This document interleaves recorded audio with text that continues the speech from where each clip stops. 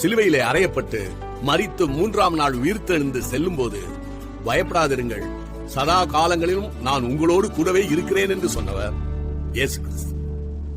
Excuse me sir, இயேசு கிறிஸ்து மட்டுமல்ல முருகப்பெருமானும் சொல்லியிருக்கார், யாம் இருக்க பயமேன். You are right sir. ஆனா ஒரு சின்ன வித்தியாசமும் இருக்கு. யாம் இருக்க பயமேன் என்று சொன்ன முருகப்பெருமான் கையில் வேல் இருக்கிறது. பயப்படாதிருங்கள் என்று சொன்ன இயேசு கிறிஸ்துவின் கைகளில் நமக்காக சிலுவையில் மரித்த காயம் இருக்கிறது.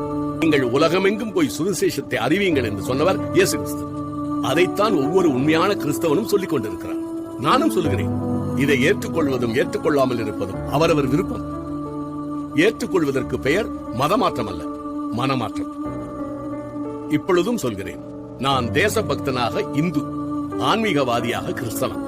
எனது உபன்யாசமோ பிரசங்கமோ சொற்பொழிவோ அதில் இந்திய அரசியல் சட்டம் ஷரத் 25 கீழ் அளிக்கப்பட்டுள்ள மத சுதந்திரத்தின் அடிப்படையிலும் இந்திய ஜனநாயக நாட்டிலே பேச்சுரிமைக்கு தடையில்லை என்ற நம்பிக்கையிலும் என் கருத்தை பேசினேனே தவிர வேறு எந்த தவறும் நான் செய்யவில்லை என்பது என் தாழ்மையான கருத்து.